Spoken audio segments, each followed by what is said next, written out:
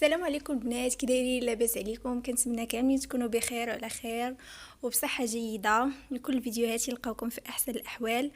اليوم غادي نحضروا عصير لافوكا بالبنان. هنا استعملت فقط قطعه ديال نص قطعه ديال البنان او نص حبه. وكيف ما كتشوفوا في المقادير عندي لافوكا وحده قطعتها قطع صغار، ونص ديال البنان، وكاس ديال الحليب. وغادي نضيف السكر حسب الذوق. وهنا غادي نضيف الكريم شونتيي. بالنسبه للتزيين كيبقى اختياري الا بغيتو يعني تبدلوا الشكل او تزينوا به ولا شي حاجه. اول حاجه غادي ناخذ القطع ديال لافوكا وغادي نضيفهم للخلاط الكهربائي.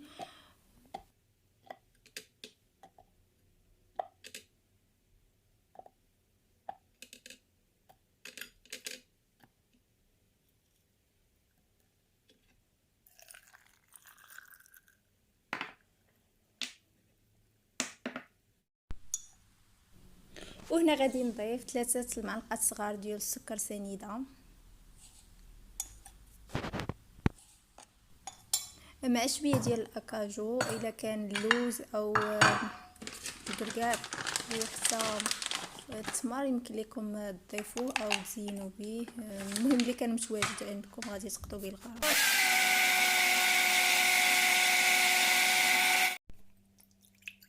وهنا غادي ندوز باش نوجد الكريم شونتي. غندير غير نصف ساشي وشويه ديال الحليب وشويه تاع السكر سنيده، وغادي نخلط المكونات كاملين، غادي نطربهم.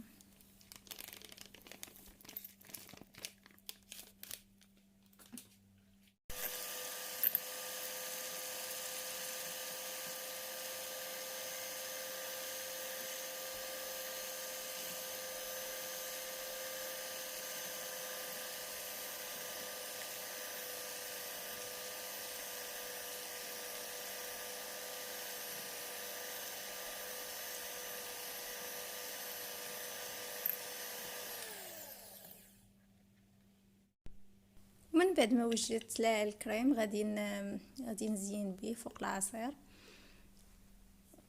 كما كتشوفوا في الفيديو. وغادي نكمل بهذه الطريقه التزيين.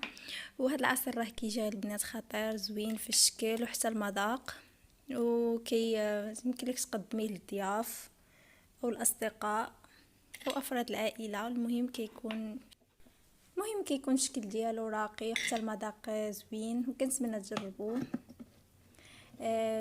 وتجربوا حتى الطريقه مع البنان كيجي زوين بزاف وكيجي خاتر والمذاق كيجي زوين بزاف.